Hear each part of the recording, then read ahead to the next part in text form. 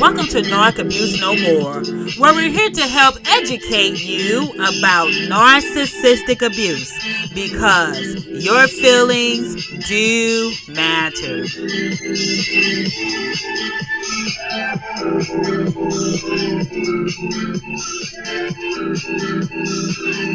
Hi, and welcome to another podcast of Narc Abuse No More with your host, Doctor and Evangelist, K.O. Rich. Thanks for tuning in today. What is today? Today is Wednesday, February the 22nd of 2023. I pray that you've had a blessed, stress-free, narcissistic-free, abuse-free week so far, and that the remainder of this week will continue to be so as well. But if not, we're going to be talking about a few things today. Again, my name is Dr. K.O. Rich with Narc Abuse No More, where we're here to help you admit what you feel in order to heal from the effects of narcissistic abuse, because your feelings do matter. Yes, they do. But before we go on with today's podcast, I'd like to invite you to visit us on our website at www.narcabusenomore.org. Again, that website address is www.narcabusenomore.org, or you can type in narcissisticabusenomore.com. Again, that's narcissisticabusenomore.com.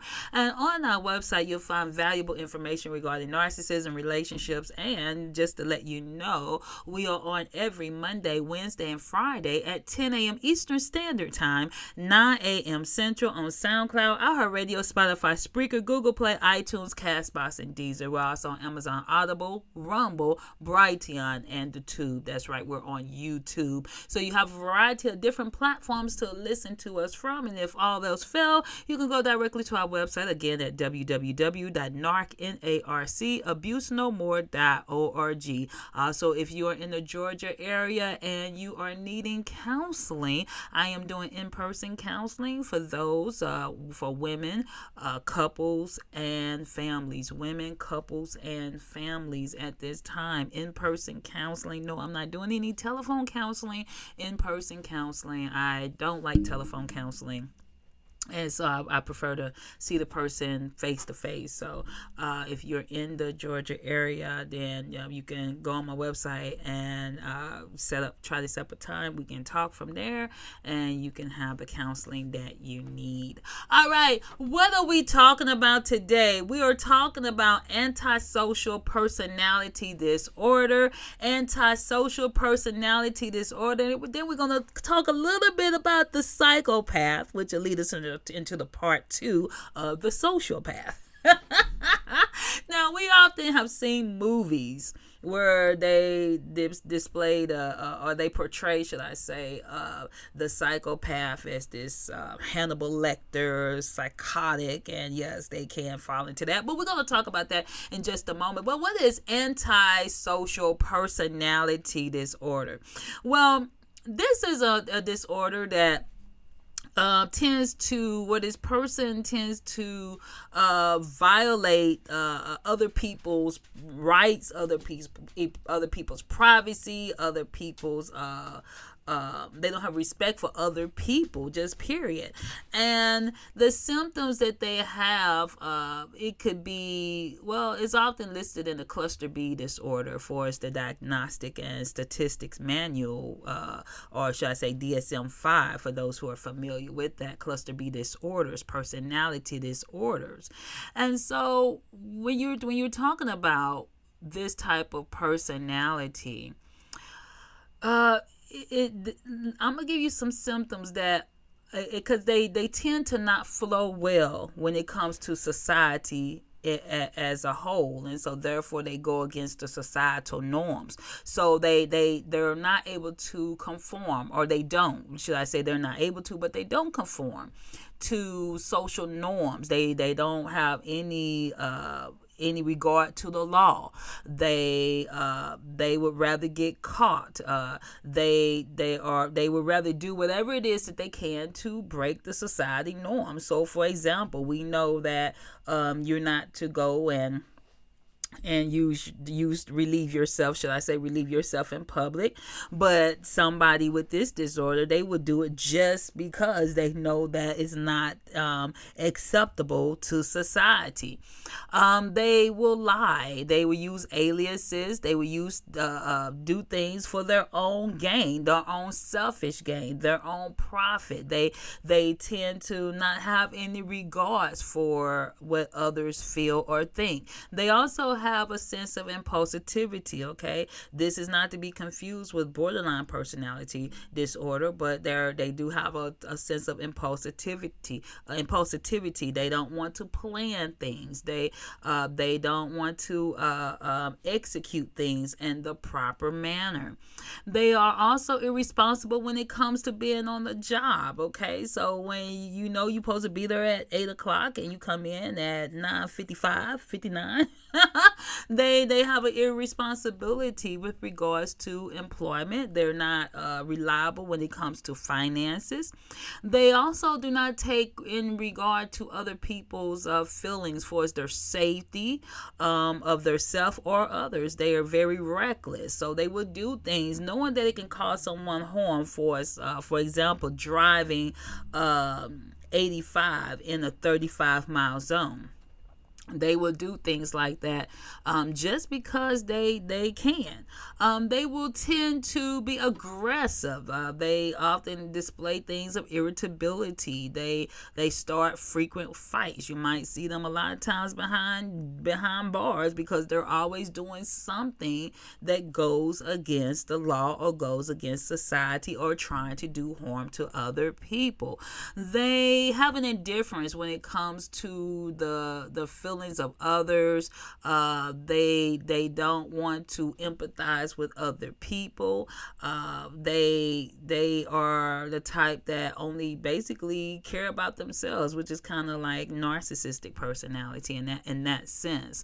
The when it comes to this personality, those that are 18 and older are often the ones that are diagnosed with this type of personality, what they call conduct disorder. You can have signs that show themselves before the age of 15, but they really don't tend to diagnose you with this unless you're like 18 or older. This is something that is very serious when you're dealing with how the person with anti-personality disorder, how they deal with or how they operate in society, because this order is characterized by their tendency to violate the rights of others. They do not take your rights into consideration. They do not think about the consequences of what it would do to someone else as well as themselves. And so a lot of times people will they will call this where this person is psychotic. They will call them a psychopath or a sociopath, and those are two different things. But one of the things that today we're gonna focus on is we're going to talk about some more signs when it comes to the antisocial personality disorder. And then we're going to talk about the psychopath. We'll deal with the sociopath on the next podcast. But we're going to deal with the psychopath because it's a difference between the psychopath and the sociopath. So when you're dealing with symptoms of antisocial personality disorder, these symptoms can affect how other people are able to have a relationship with this individual, because this individual will make it very difficult for people to have a healthy relationship with them. Why is that? Okay, some of the symptoms are, and you might find these familiar, or should I say similar to what narcissistic personality is. They have a lack of empathy. They don't feel for others. They don't put themselves in the shoes of other people. So therefore, they don't look at, well, how would I feel if I'm in this situation myself? It's only about them. They don't empathize with anyone else. They will never put themselves in your shoes or put themselves in a place to say, well, how would I feel if someone did this to me? They will never do that. They also have a desire to lie. They like to manipulate others. They like to control others. So therefore, when you're, if you're trying to be in a friendship or relationship with this person, they're never thinking about you or what they might be doing to harm you. It's all about themselves. They will tend to have fits of rage. They will have anger. They will have hostility. They hold grudges. So this person does not let go of things. They are very angry. They can be angry individuals. This person they can be very reckless with their lifestyle for as promiscuity, substance abuse. They have the need to be impulsive, and this can also kind of put you in the mind of the borderline personality that leads the reckless type of lifestyle. They have this feeling of grandiosity, similar to the narcissist, where they feel that they are superior to other people. They feel that they're better than other people, and so therefore they treat you as the peon, and they are above everybody else. They mimic emotions. They do not have an authentic sense of emotion. They mimic what they see. They're like a chameleon. They blend in with their environment, similar to the narcissist. So therefore, when you if you are going through some type of grief, it's not that they feel for you, but they mimic what they think that you might want them to act or portray. So therefore, if everyone's sad, then they will have the portrayal of being sad. If everyone's happy, they'll have the portrayal of being happy. But there is never anything genuine, because they have a difficult time of feeling emotions, but they can mimic them. They are very, when it comes to insight, they have a lack of insight into things. So their thinking process is not like everyone else's, what you might say on the normal scene of things. They operate in a different fashion. Now, when it comes to this particular antisocial personality disorder, they might have a diagnosis of childhood conduct disorder. Okay, so they might not be diagnosed as having this disorder as a child, but then that particular child may be diagnosed as having a conduct disorder. Men are more subject to be diagnosed with this than women. There may be parents that may have been abusive, such as substance abuse disorder. So they may have dealt with that with their parents. They may have had a history of abusing animals as a child. We often see or have heard of serial killers that when they before they ever killed a person, they were doing cruel things to human beings. Cruel things to animals. They tend to have had a unstable, chaotic family life during childhood. They may have been subjected to a lot of abuse. They may have had to deal with neglect, and so therefore this was conducive to the personality disorder that they have. This is so important as to when it comes to children.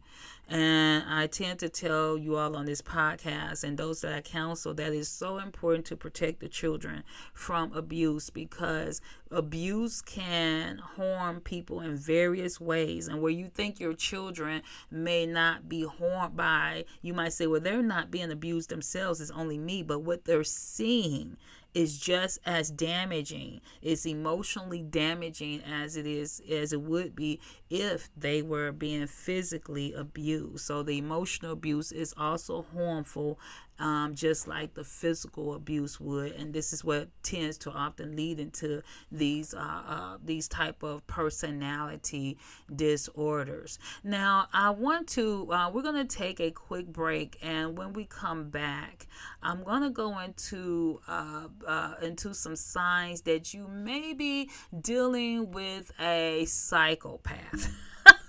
We're gonna talk about the psychopath today, which is very connected to this antisocial personality disorder. And they often put the psychopath and the sociopath up under the umbrella of the antisocial personality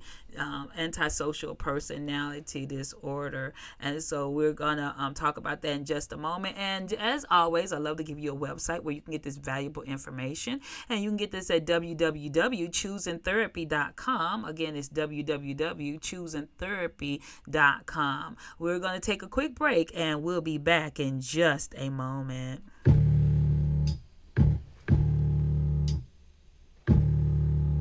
If this world were mine, I would place at your feet all that I own.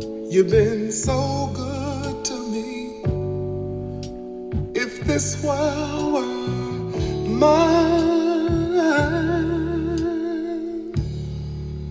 I'd give you the flowers, the birds and the bees, and your love beside me. That would be all I need. If this world were mine, I'd give you anything. If this world were mine, I would make you a king with wealth untold. You could have anything if this world were mine. I'd give you each day so sunny and blue. And if you wanted the moonlight, I'd give you that too. If this world were mine, no baby, I'd give you anything.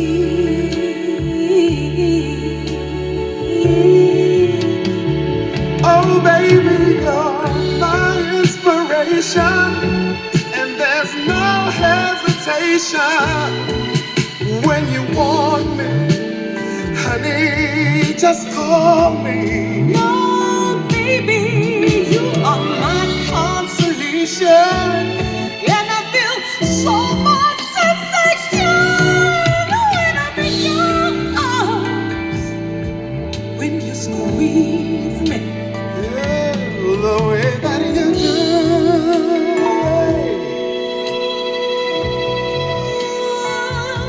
The way that you love me more. Oh yeah, the way that you do. The way that you love me. Oh,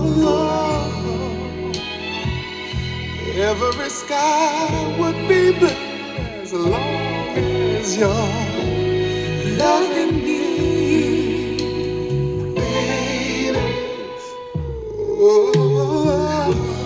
When I'm here in your arms, life is so wonderful, my love.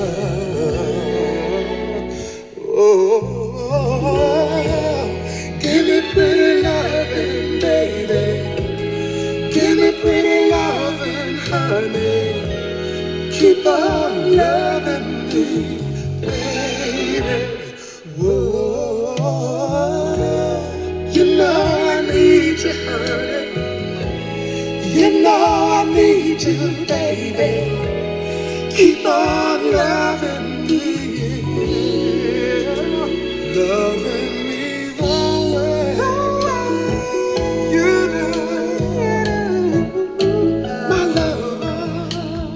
I love the way that you love me, baby.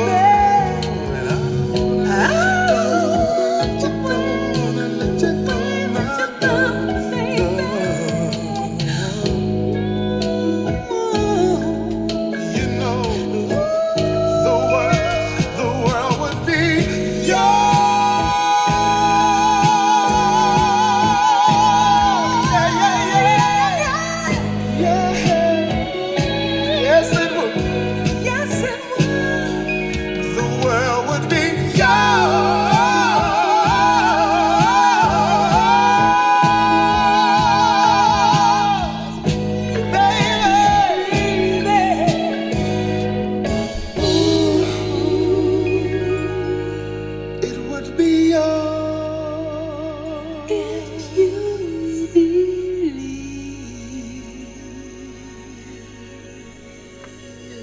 If This World Were Mine, Cheryl Lynn.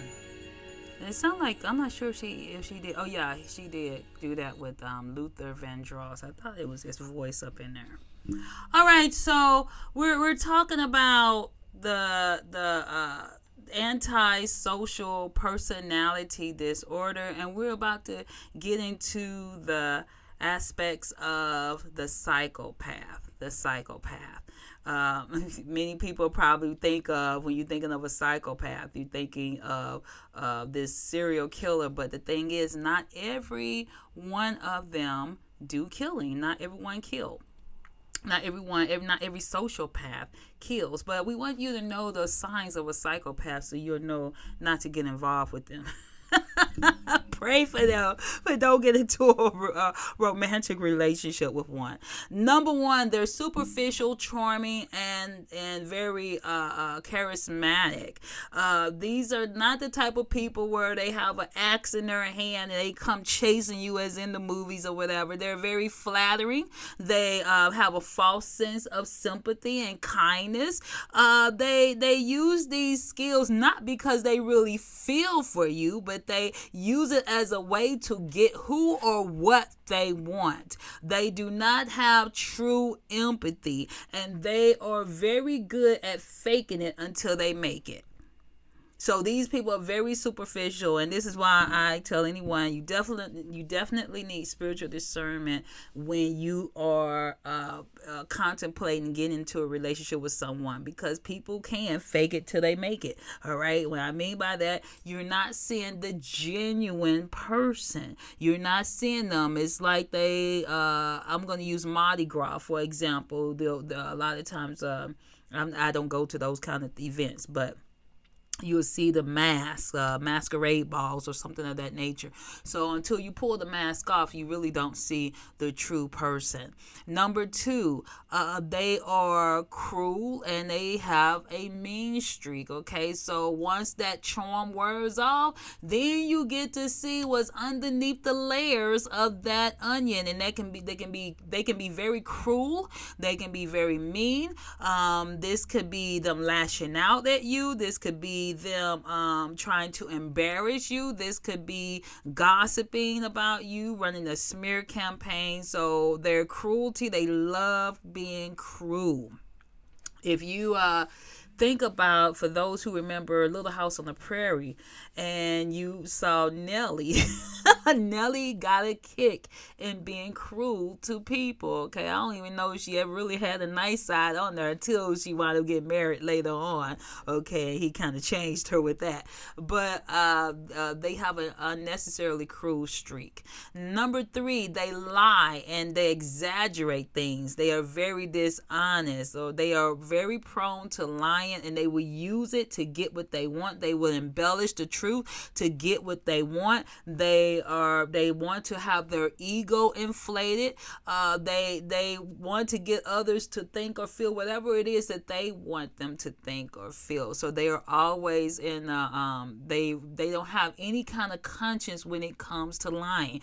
And that's the difference between the psychopath. One of the differences between a psychopath and a sociopath, where a sociopath will have a conscience and yet still do the nasty little things that they do. Psychopath doesn't feel any regard for anybody. So therefore they're very cold and calculating. They don't care who they hurt. Well, as long as they get what they want, and they don't care who they have to walk all over, they do it without having a conscience. Okay, they're cold-blooded, lack of a heart. I call them having a hole for a heart. They don't have one. Okay.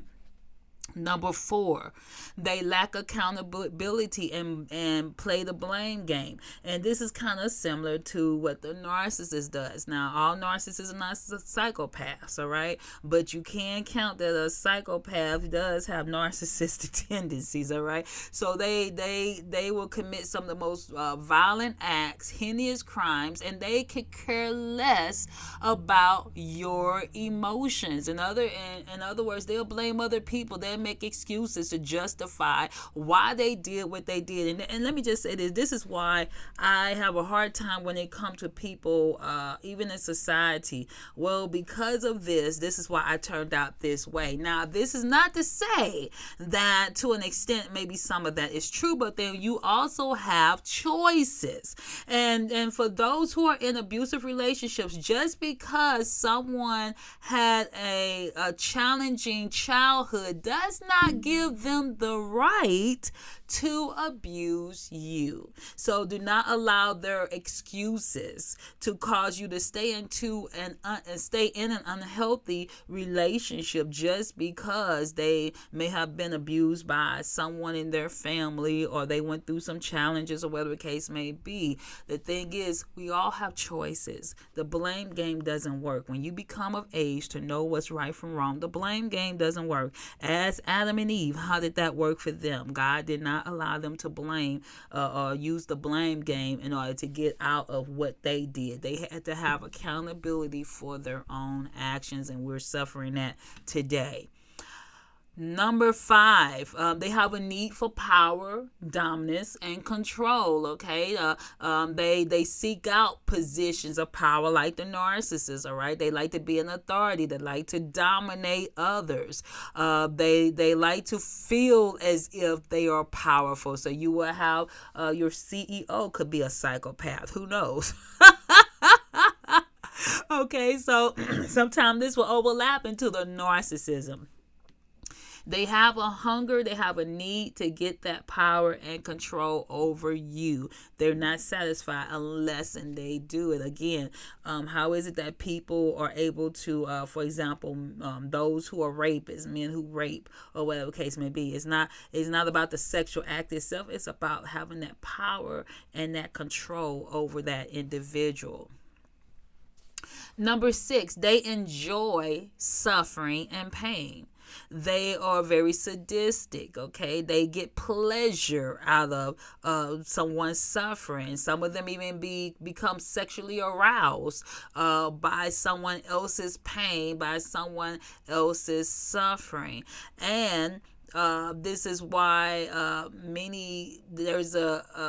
why psychopathic traits predict violence and sexual violent crimes. And they say with the 80% accuracy that someone who has done these type of things, more than likely they probably are a psychopath. Number 7. Again, and let me make sure I let you know, is that, again, we want to emphasize is that these people don't feel. They don't care what they do. You might say, well, how can someone just go and shoot someone and don't care nothing about it? Because they don't have any feeling. They don't have any regret. They don't have any regard. They're a psychopath. That's the difference between a psychopath and a sociopath. The sociopath, whereas they will still do the evil thing, but they do have some kind of conscience, whereas the psychopath could care less, and they go about their business. And so what? You're feeling pain. So what? I killed someone. So what? Or whatever case may be. They don't care. Number 7, they are often bored and they need something to give them a new high. They need to have a thrill. So they don't have the same emotional wiring that other people have. They need something to excite them, something to give them a new thrill, something to make them excited and happy. This is why they are very they're not as impulsive as sociopaths, but they are sometimes impulsive.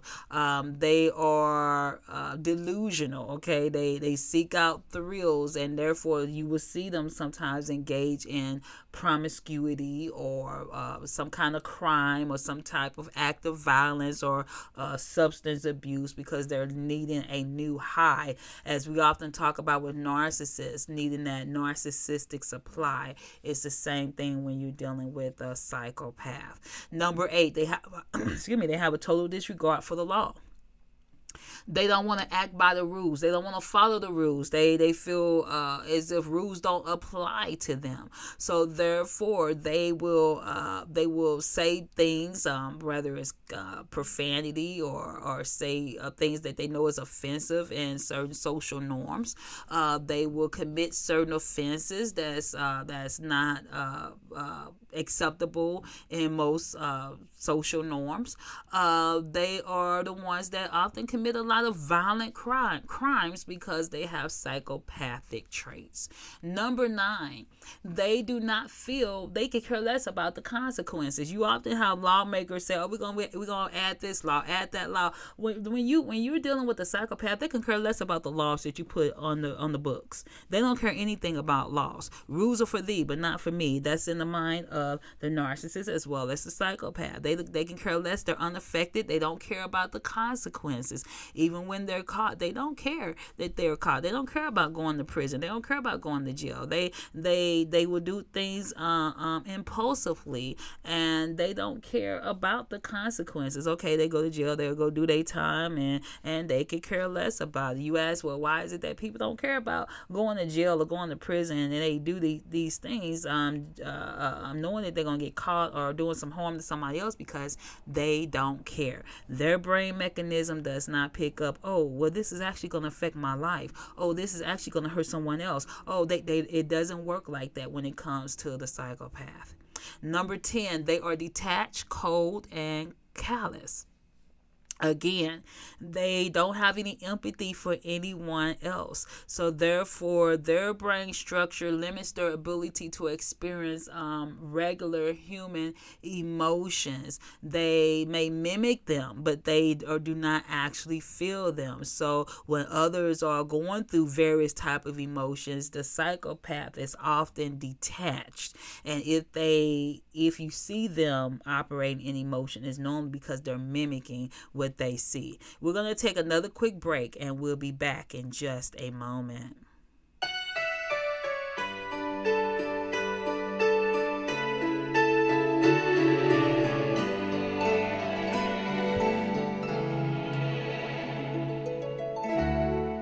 Your face is beaming. You say it's 'cause you're dreaming of how good it's going to be. You say you've been around, and now you finally found everything you wanted and needed.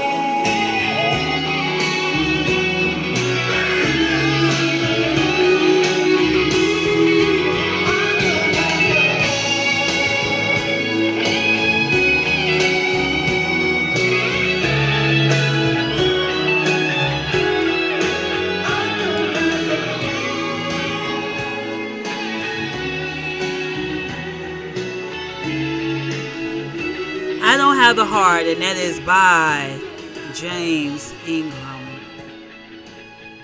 I don't have the heart to hurt you. And when you're talking about a psychopath, they definitely don't have a heart, but they will hurt you. And they don't think anything about it at all. And that is so sad, because it messes up relationships that they otherwise could have that are healthy relationships. Number 11, they have a history of childhood behavior problems.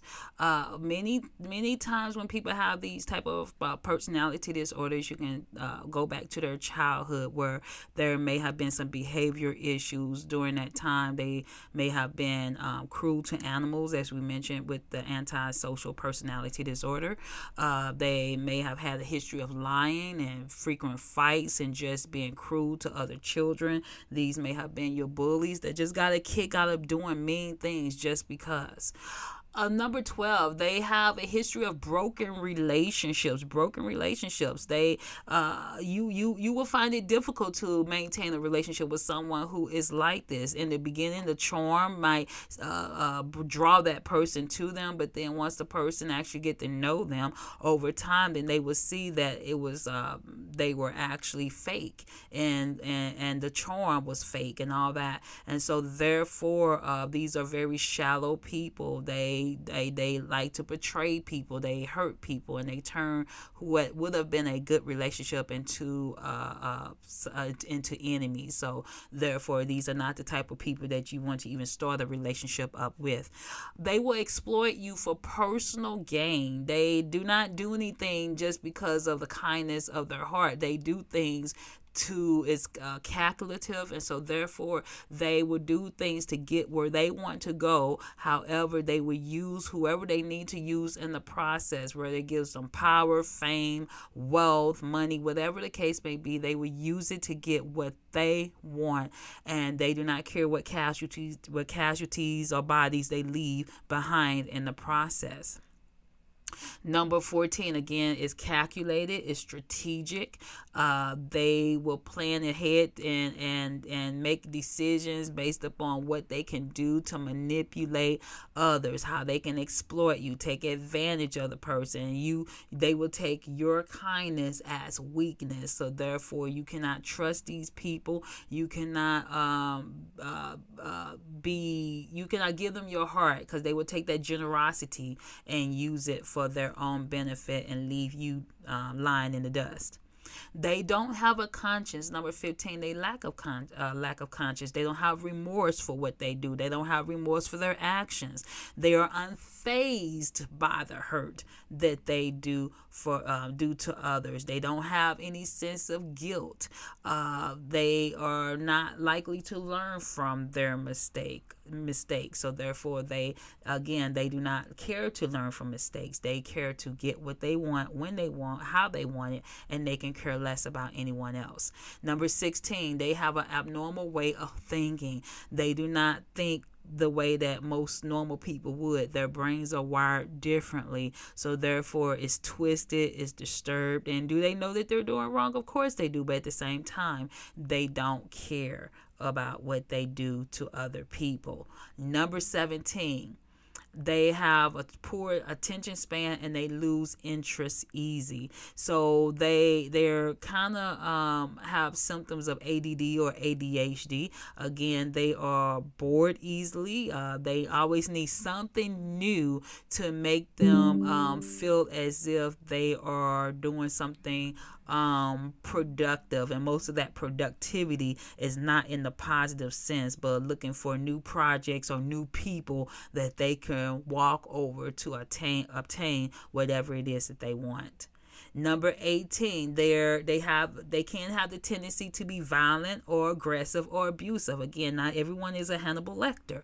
However, these type of people can be violent, and they do not care what they do to you. They could be very aggressive and very abusive. And when they have had these type of symptoms or presented these traits as a younger person, then they grow even more vicious with it when they become adults. So they become the the type of people who are who can sexually abuse someone and not think a thing about it. They are violent. They can offend somebody. They don't actually care about what they're doing, and will become repeat offenders if they're let out of prison. Oftentimes, if they are a psychopath, they will often become repeat offenders. Why? Because they never saw what they did wrong to begin with. They never had a feeling about what they did wrong. They didn't care about what they did wrong. They only wanted what they wanted when they wanted it.